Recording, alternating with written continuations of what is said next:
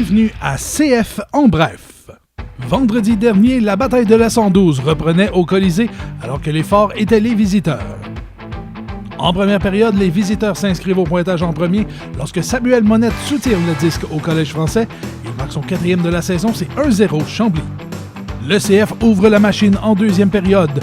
Tout d'abord, Vincent Chapelot va créer l'égalité avec son 27e but de la saison, un but en désavantage numérique. Lors de ce même désavantage, Jason Lanoux va porter la marque à 2-1 avec un tir sur réception sur une passe de William Jacques.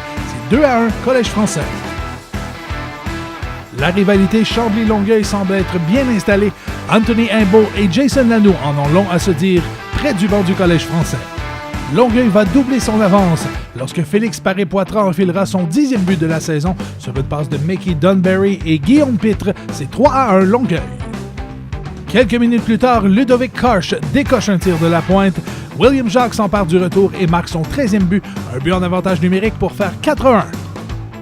À peine quelques secondes plus tard, c'est au tour du capitaine Maxime Chagnon de marquer son 14e de la saison, encore une fois en avantage numérique. C'est maintenant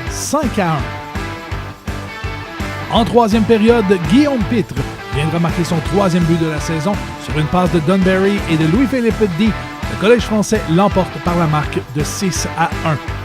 Le Collège français a dominé les forts par la marque de 40-21 au chapitre des tirs au but.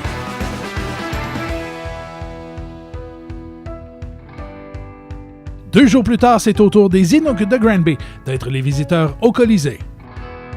C'est 1-0 pour Granby quand Olivier Lefebvre rejoint Yannick Chagnon qui marque son 4e but de la saison, c'est l'égalité 1-1. Les visiteurs vont reprendre les devants lorsque le tir de Noah Corson se ferait un chemin jusque derrière Philippe Savard-Masse. C'est 2-1 pour Granby. En fin de première, le CF bénéficie d'un double avantage numérique. Ludovic Karch tire de la pointe. William Jacques s'empare du retour pour enfiler son 14e de la saison. Un seul but en deuxième période lorsque Maxime Bordua amène la rondelle en fond de territoire du Collège français. Joachim Vachon va compléter pour faire 3-2 pour les Inuks.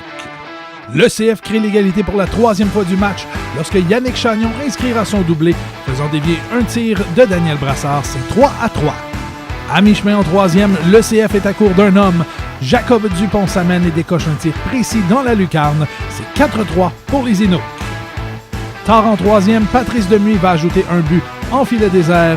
Les Inuks de Granby l'emportent par la marque de 5-3. Ne manquez pas notre soirée Trévis ce vendredi, le 8 décembre, alors que les Braves de Valleyfield sont les visiteurs. Par la suite, dimanche le 10 décembre, le CF rendra visite aux Rangers de Montréal-Est à l'Arena Chaumont.